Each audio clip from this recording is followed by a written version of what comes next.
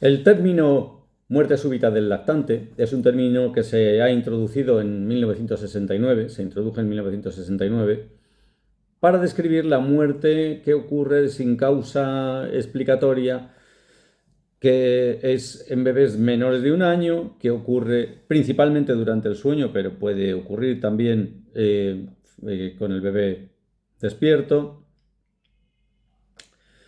Y no hay causas conocidas, aunque sí, bueno, pues se han encontrado ciertos factores físicos. Por ejemplo, puede haber más prevalencia entre bebés con daños, defectos cerebrales. eh, la parte del cerebro que controla la respiración y el despertar, pues puede no haberse desarrollado lo suficiente para funcionar correctamente. Ocurre más en bebés de bajo peso al nacer, bebés prematuros, eh, que tienen menos control sobre estos procesos automáticos de la respiración y del ritmo cardíaco.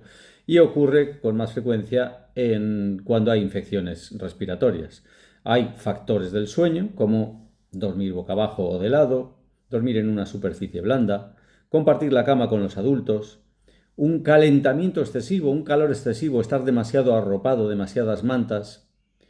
Y hay, bueno, pues unos factores de riesgo, digamos, epidemiológicos como el sexo, porque es un poco más frecuente en varones, la edad, porque es más frecuente entre el segundo y el cuarto mes de vida extrauterina, la raza, porque ocurre con mayor frecuencia en negros, en indios nativos americanos y también en nativos de Alaska. Ocurre más en hermanos de bebés que murieron por el mismo síndrome. Ocurre más en fumadores, en familias de fumadores. Y, como hemos dicho antes, ocurre más en bebés que han nacido prematuramente. Respecto a las madres, hay una serie de factores de riesgo, que es ser menor de 20 años, fumar, consumir drogas o alcohol y no haber recibido buena atención médica durante el embarazo.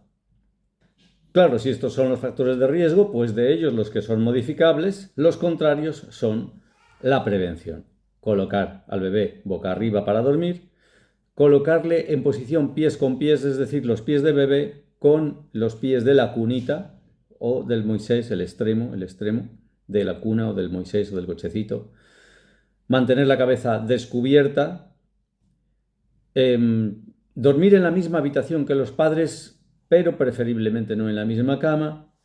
Y dormir sin almohadas, sin edredones, manteniendo otros niños fuera, lejos, utilizando un colchón firme, plano, impermeable, en buen estado. Amamantar es un factor de protección y el portabebés utilizarlo de forma segura.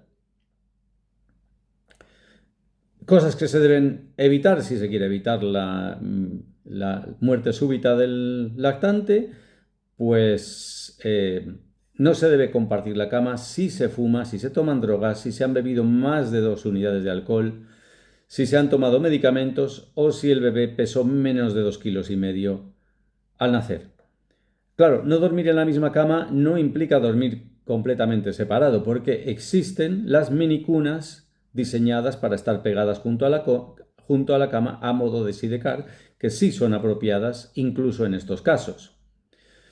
Sí se debe evitar, en la medida de lo posible, por supuesto, no fumar, no permitir que se fume delante del bebé. Se debe evitar dormir en sofás o sillones y se debe evitar que el bebé tenga demasiado calor. También demasiado frío, pero lo más habitual es que se le arrope demasiado. La temperatura ambiente de 16 a 20 grados es perfecta para el bebé.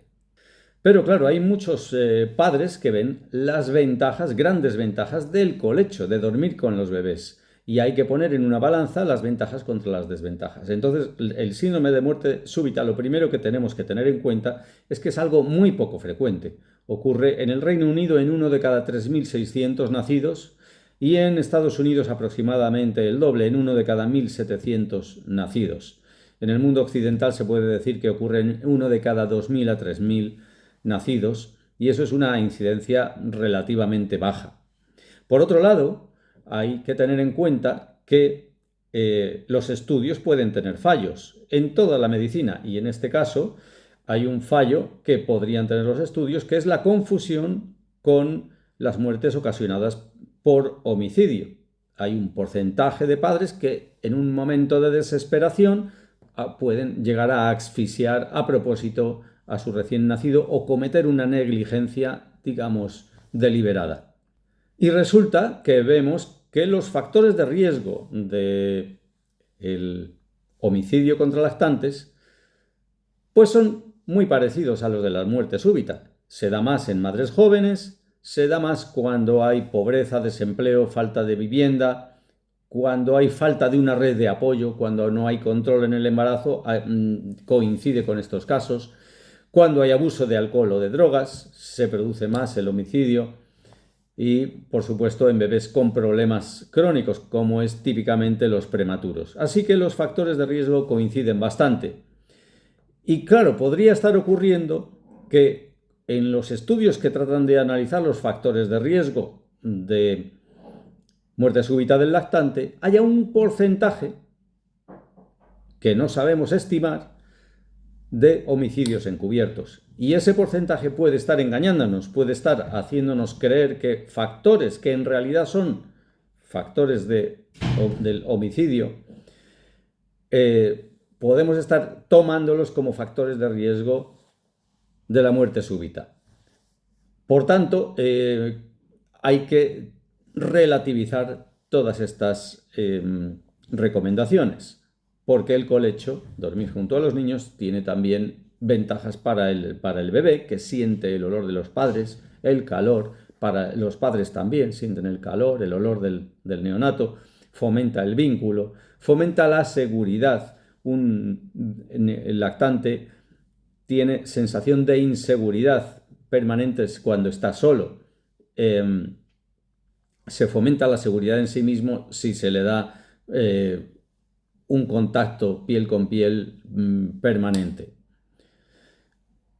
Un equilibrio intermedio es evitar el dormir con el bebé, salvo que sea en una cuna adyacente, si es un lactante menor de 3 meses, si es prematuro, si hay consumo de tabaco, si hay cansancio, especialmente si hay cansancio extremo, evitar colchones blandos, evitar demasiada ropa de cama que pueda llegar a asfixiar al neonato.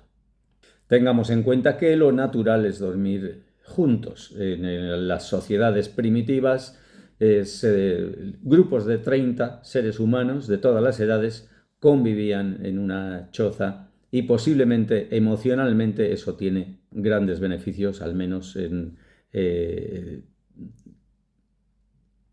las familias que hoy formamos, monoparentales o biparentales.